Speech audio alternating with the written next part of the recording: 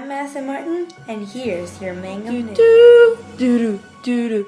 Monday Night Football! Hi, I'm Megan Martin, And I'm Serena Evo. and welcome to Mangham News. We will be talking about fantasy football in Mr. Mangham's class. Today we're going to teach you how to calculate scores. I'll teach you about quarterbacks. Okay, first is touchdowns. Each touchdown is worth 6 points. So if Tony Romo got 2 touchdowns, we'll have 12 points. 6 times 2 equals 12. So however many passing yards you have, you divide it by 25. 105 points divided by 25 equals 4 However many points. you have, then you divide it by 96 divided by 10 equals 9 points. Minus 4, and fumbles are minus 3. Okay, and there's 3 quarterbacks, and so you add all the points together, and there's no receiving yards, and so once you add all this together, you do it 3 times for each player that you have, and then your top scorer, the one with the most points, gets to go on the top quarterback on my weekly score. Okay, and I'm going to do running backs. Okay, as she said, touchdowns are still 6 points each, and then there's no passing yards. The rushing yards are the same. Like if you get 9, it doesn't count because you need at least 10 to get 1 point. Receiving yards, for each one they get, they're each 1 point, and then like for every one you get 1 point. And then receiving yards are every 10. And again, if you get 9, it doesn't work. But you usually get like over 100. That's just me, maybe. Interceptions, there's no interceptions for running backs. Fumbles, there's still -3. And then there's 4 running backs, and so you add up all the 4, and then this time you take the top 2 running backs and put it on my weekly score. Okay, so now, wide receivers. The touchdown thing is the same for everyone. And rushing yards is still the same. You divide for the defense. They don't have touchdowns. Yeah, they do. Technically. Yeah, they do. Never mind.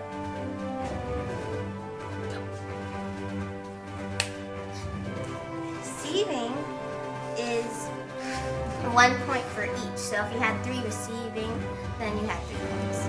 And receiving yards is divided by 10. So if you had 28, you have 2 points. And interceptions, there aren't any interceptions with wide receivers. And fumbles are still -3 or -3, whatever you want to call it. It's fine, and then you just add everything up. And there's 4 again. And then the top 2, like, go in my weekly score. Okay, so tight ends. They still do have touchdowns, and okay. So they don't have any passing yards again. They do have rush yards, which are every 10. And then they have receiving, and then they have receiving yards, which I've already explained to you. And then they have interceptions, and then they still have fumbles. There's 2 this time, and so you add them up, and then you get the top tight end for this. And so now we're gonna have our guest explain the kickers and the defense. Okay, do you have a question? I have a question about the rushing yards and the receiving yards. So if you had 9 points and you didn't have above 10, you wouldn't have any points? Yeah, you just put 0 in the space. It Okay. has to be at least 10. Okay. If it's 9, it doesn't count.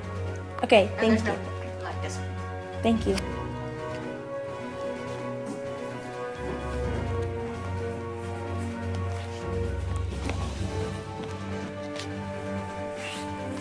Here comes our guest. Hi, I'm Madison Martin, and I'm going to teach you how to do defense. So, say you had like the defense New England Patriots and y'all just played. It would be the points against how many points were scored on you. Say you had 28. Then you would look at the points allowed scoring graph at the bottom, and so I would get -3 points for that amount of scores. And then for interceptions and fumbles, you would get multiplied by 3 each one. So if I had 1 interception and 1 fumble, then you would multiply 3 times 3, 1 times 3, and 1 times 3, and then add those together, and you would get 6. And so then, but if you had more, then you would obviously do something else for multiplying, like 2 times 3 or such, so on and so forth.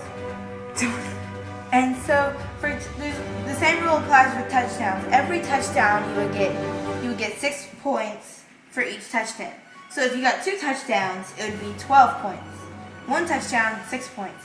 And for every sack you get, it's 1 point.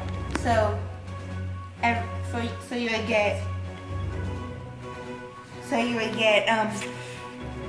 if you had 4 sacks, you would get 4 points. And that's it. Thank you, and see you next time on Mangham News.